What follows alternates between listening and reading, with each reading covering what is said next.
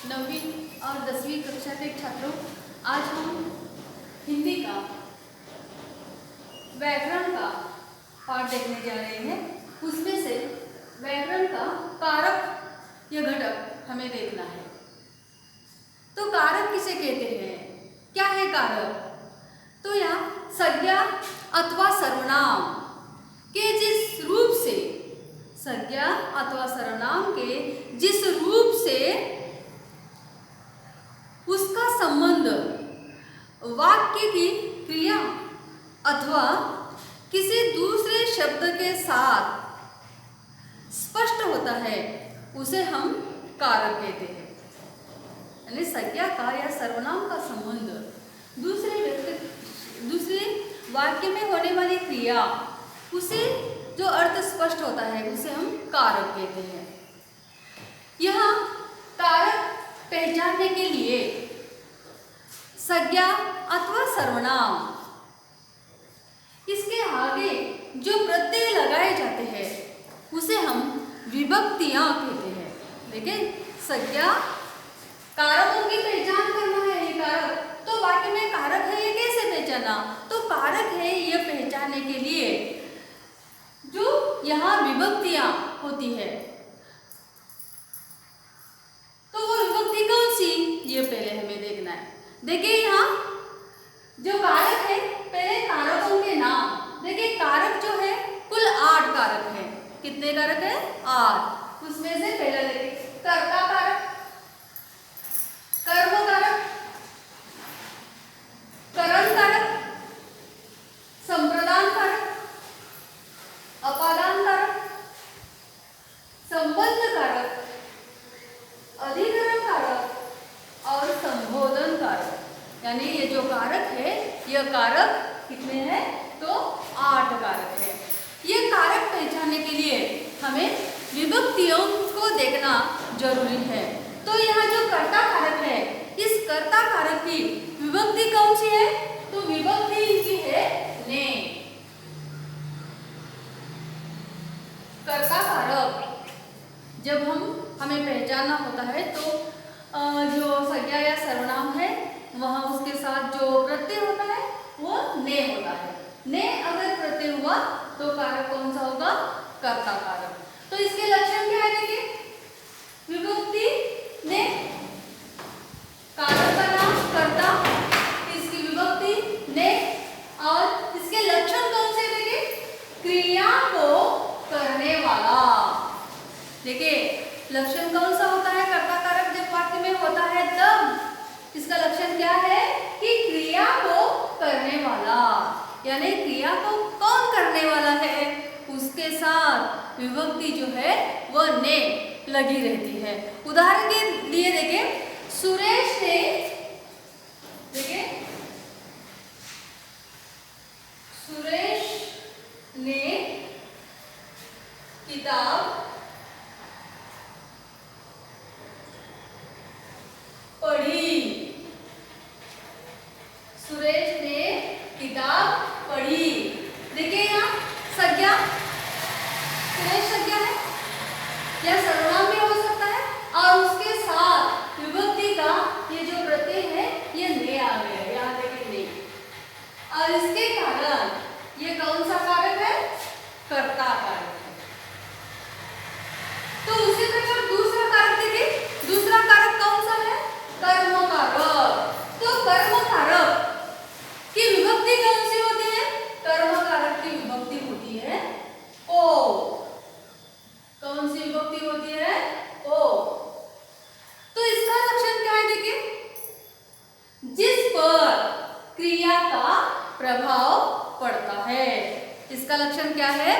जिस पर क्रिया का प्रभाव पड़ता है। देखिए, यह जिस पर क्रिया का प्रभाव पड़ता है, क्रिया का प्रभाव तो हमें जिस पर पड़ता है वो दिखाई देता है, लेकिन उसके साथ यहाँ जो संज्ञा या सर्वनाम है उसके साथ विभक्ति का प्रत्यय कौन सा होता है? को। तो इसका उदाहरण कैसा होगा?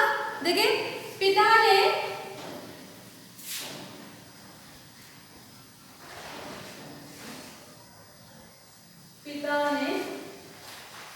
पुत्र को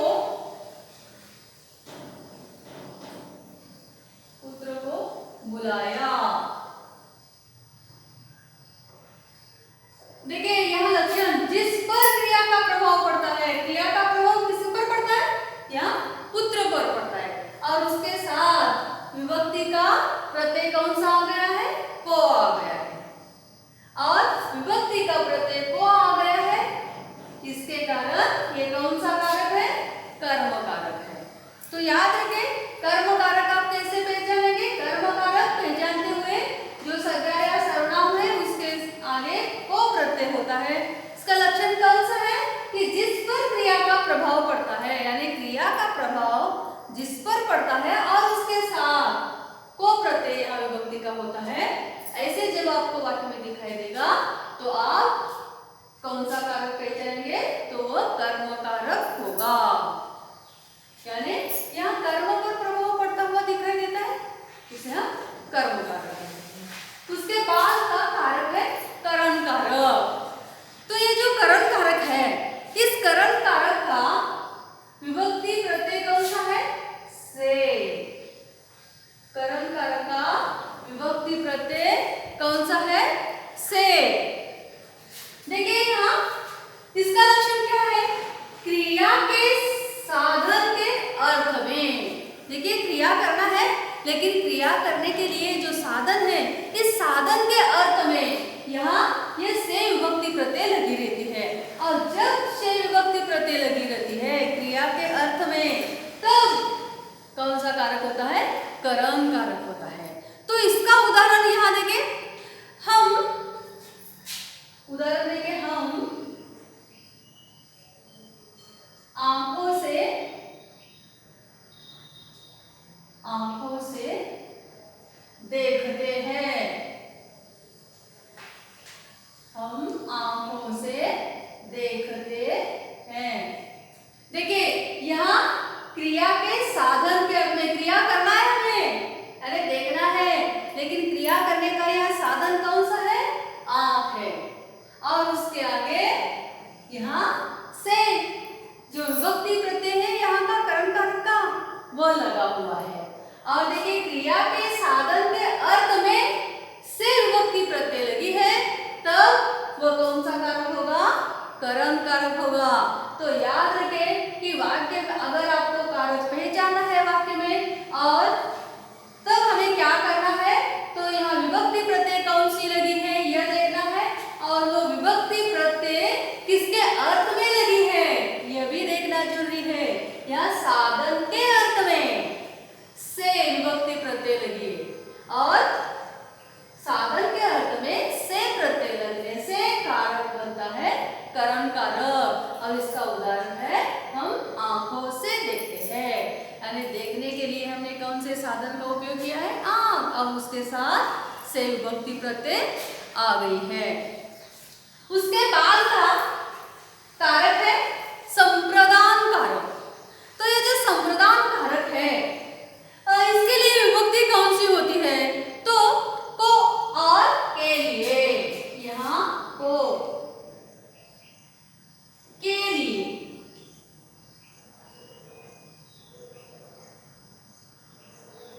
देखिए ये जो कारक है संप्रदान कारक, इसकी विभक्ति कौन सी होती है? को या के लिए ये विभक्ति प्रत्यय लगी होती है। तो इसका लक्षण कौन सा है? जिसके लिए क्रिया की जाती है। देखिए जिसके लिए क्रिया की जाती है, और वहां प्रत्यय होता है के लिए या को, तब वह संप्रदान कारक यहाँ होगा। उदाहरण के लिए देखिए, हरि के लिए मोहन ने घर खरीदा। देखिए हरि के लिए मोहन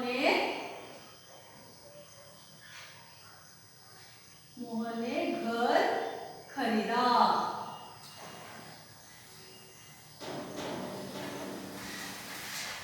देखिए यहाँ लक्षण याद रखिए, जिसके लिए क्रिया की जाती है या क्रिया की गई है। जिसके लिए की गई है? हरि, इस व्यक्ति के लिए की गई। और उसके आगे जो विभक्ति प्रत्यय यहाँ है के लिए, यहाँ देखिए के लिए लगा हुआ है।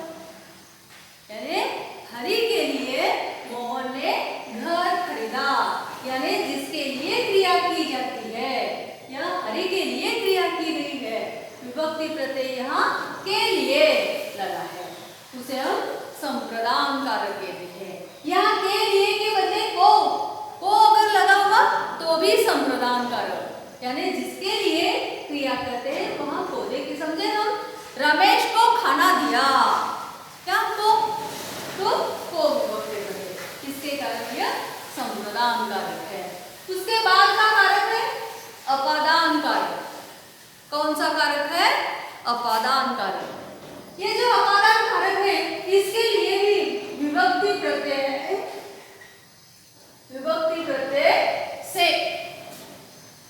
देखिए यहाँ भी से है और यहाँ भी से है, लेकिन यहाँ से करण कारक का से है और यहाँ से है अपादान कारक का से है। तो अपादान कारक का लक्षण क्या है? देखिए किसी वस्तु से अलग होने का भाव। देखिए किसी वस्तु से अलग होने का भाव दिखाने के लिए यह से विभक्ति प्रत्यय आता है, तब अपादान कारक होता है। और यहाँ का लगता है क्रिया के साधन के अर्थ में, क्रिया करने का जो साधन है उसके अर्थ में से वाक्य में प्रयोग होता है विभक्ति प्रत्यय के रूप में। और यहाँ देखिए किसी वस्तु से अलग, ये जो है अलग होने का भाव दिखाने के लिए अपादान कारक का यहाँ अपादान कारक होता है। तो इसका उदाहरण देखिए, पेड़ से फल गिरा, पेड़ से फल गिरा। देखिए यहाँ लक्षण के मुताबिक उदाहरण है किसी वस्तु से अलग होने का भाव। यहाँ पेड़ से फल अलग हो गए, पेड़ अलग और पेड़ से लगा हुआ फल अलग हो रहा है, यानी पेड़ से फल गिरा यहाँ से। तो इसके कारण ये कौन सा कारक है? अपादान कारक। तो अपादान कारक का लक्षण याद रखिए, किसी वस्तु से अलग होने का भाव। वस्तु अलग हो रही है, किससे? पेड़, पेड़ से अलग हो रहा है, क्या हो रहा है? फल अलग हो रहा है। और यहाँ विभक्ति प्रत्यय है से, और इसके कारण यह कारक है अपादान कारक। उसके बाद जो कारक है वो कारक है संबोधन कारक, संबंध कारक। कौन सा कारक? संबंध कारक। उसके लिए विभक्ति करते हैं को, के और की।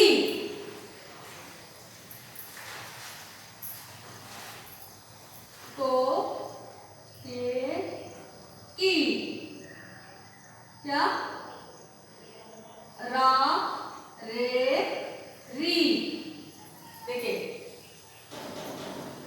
को, का, की, उसी प्रकार रा, रे, री, ये विभक्ति प्रत्यय होती है। किसके लिए? संबंध कारक के लिए। तो इसका लक्षण क्या देखें? अन्य शब्द के साथ संबंध का बोध। अन्य शब्द के साथ यानी दूसरे शब्दों के साथ संबंध का बोध कराने के लिए को, के, की या रा, रे, री यह विभक्ति प्रत्यय यहाँ दिखाई देते हैं। उदाहरण देखें, यह मोहन का घर है। देखिए लक्षण, अन्य शब्द के साथ संबंध, यहाँ घर के साथ संबंध दिख रहा है। देखिए अन्य शब्द के साथ संबंध का बोध होता है, यानी घर के साथ मोहन का संबंध, इसका बोध यहाँ हो रहा है। और इसके कारण यहाँ विभक्ति प्रत्यय का। देखिए यहाँ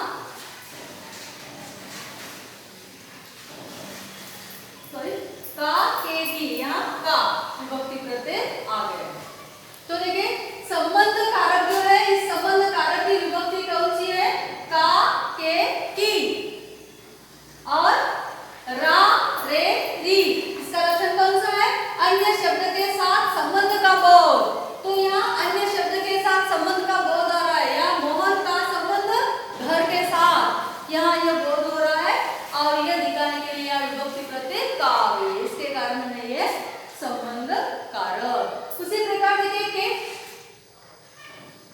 उसी प्रकार की, उसी प्रकार रा, उसी प्रकार है और उसी प्रकार यहाँ संबंध दिखाए और उसके कारण विभक्ति प्रत्यय यह लगी रहती है। और यह जब वाक्य में देखा जाता है तो इसे हम संबंध कारक कहते हैं।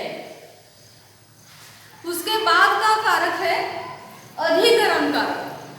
कौन सा कारक है? अधिकरण कारक। तो अधिकरण कारक कौन सा है? उसकी विभक्ति कौन सी है? उसकी विभक्ति है में और पर। में, पर। किसका लक्षण क्या है? देखिए क्रिया के आधार के अर्थ में, क्रिया के आधार के अर्थ में विभक्ति प्रत्यय लगी रहती है में या पर, उसे हम अधिकरण कारक कहते हैं। देखिए यहाँ सिंह, उदाहरण इसका, सिंह वन में रहता है।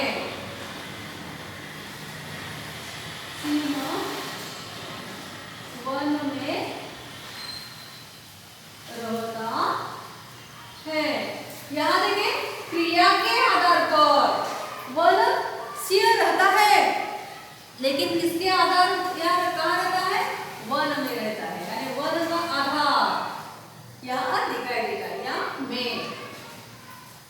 देखिए यहाँ में ये विभक्ति प्रत्यय है, इसके कारण ये अधिकरण कारक है।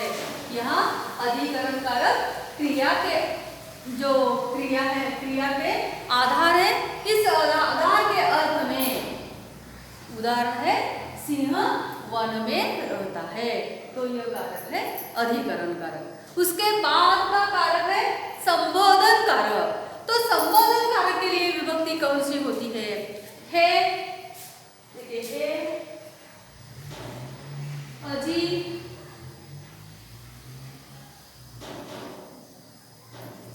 संबोधन यानी किसी को पुकारने के लिए, हे, अजी, अरे,